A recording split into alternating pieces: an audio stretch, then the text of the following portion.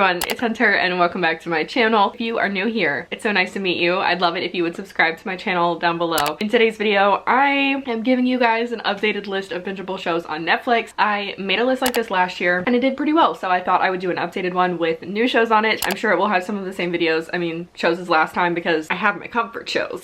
I wanted to share with you guys the ones that I have watched this year. Recently, I made a list on my phone and I'm constantly watching on my iPad. So on my iPad, my phone, my TV, wherever, I always have it on in the background. So I wanted to share with you guys the shows I've been watching. So with that being said, let's go ahead and get started. So the show that's on my iPad right now is Grey's Anatomy. I'm currently on season 15, episode 8. So I think it's coming to an end on Netflix. There's one more season on Netflix after this, but I started watching this at the beginning of 2020 and then didn't finish it because I was anxious about Derek dying in season 11, I think is the season that he dies in. But I literally was like not here for it. I didn't want him to die. So basically I stopped watching it for a minute and then I started it over because I knew what was gonna happen and I wasn't ready for it. So I finally have made it beyond that point and I have been binging it like no other. And I have really been enjoying Grey's Anatomy. The next show, I'm just going through right here of the stuff that I'm currently watching. The next show that I binge constantly is Gilmore Girls, and this is not a new show at all. It is not a new one for me at all. I watched this for the first time, I think my junior year of college, but it is my absolute comfort show. It is like the definition of a comfort show to me, and I know it is for a lot of other people as well. I usually start it in the fall because it's just a very fall vibes show, but if you haven't seen it yet, you should because it is the cutest thing in the world. Next is Bridgerton. This is rated mature, so if you are not over 18, I would not recommend watching this, but if you are over 18, it's a really good show. There's lots of like really graphic scenes in it though, so I would recommend, again, viewers discretion is advised, but I really enjoyed it. I also read the book, the first book, The Duke and I, which is what the first season is based off of, and it was really good. I really enjoyed it. I watched it all in one day in January. I had pneumonia, so I was not working and I laid in my bed and watched it on my phone. It took me a day to watch it. I watched the whole thing. Bingeable is the definition of what the show is. So should I tell you what the shows are about? How would we define Gilmore Girls? Let's just define the first episode. Yeah, I feel like the pilot really does a good job of describing Gilmore Girls. When Rory is accepted to attend a prestigious prep school, Lorelai must swallow her pride and ask her wealthy parents for help paying tuition. And then it's just the relationship of her parents and then her and her daughter Rory. So that's why it's the Gilmore Girls. We all know that Grey's is a medical drama. Bridgerton is 1813, a social season, trying to marry off their daughters. It follows the story of Daphne and Simon in their ruse. What's the word I'm looking for? Yeah, ruse is the word I'm looking for. They're trying to fool everyone. So there's that. Next is Behind Her Eyes, which is also based on a book called Behind Her Eyes by Sarah Pinborough, and I think it's like a mini series. So it only has 6 episodes, but it's super bingeable. I watched them all in one day. If you are into suspenseful novels, basically this woman, she meets this guy and turns out he's her boss, but he's also married, and she becomes friends with the wife, and it goes through that whole storyline. Very weird, very interesting. The next show that I find to be one of the best bingeable shows is Jane the Virgin, and I think this was on my list from last year as well, but Jane the Virgin is another one of my comfort shows. It is just seriously like the cutest show ever. It's dramatic, but it's funny. It told telenovela style, which I think is really awesome because I never would have thought that I would like that kind of genre, but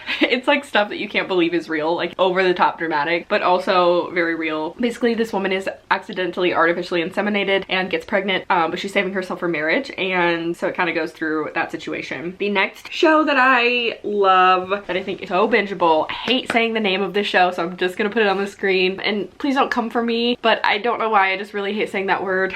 So the show is so funny. Basically, this rich family, they find out that their accountant has been embezzling money and like on their behalf for himself. So they basically take all of their wealth and they have to go to the only place that they own, which is this town, and it's called the name of the show. And they're just so dramatic, it's so funny. Next is Criminal Minds, and Criminal Minds only has seasons 1 through 13 on Netflix, but the last 2 seasons are on Hulu. It took me forever to be able to watch the last 2 seasons because they took forever to go on Hulu, but they're on Hulu now, so if you just get on it, it's a really good show. Basically, it is the behavioral analysis unit for the FBI, and they're FBI profilers. Each episode is a different crime and they're profiling, but they also have like their personal stories interwoven into it, and that's great. We love Criminal Minds. It's the bomb. Next is a new show, and it is a Netflix original, is Ginny and Georgia. It is the cutest show ever.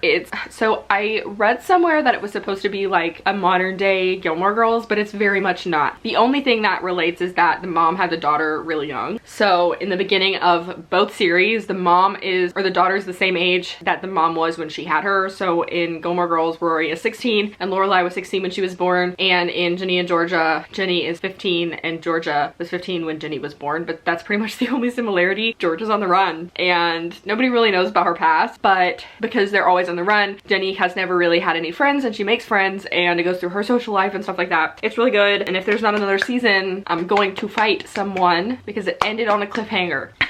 I'm eating lunch too. My plate is really hot.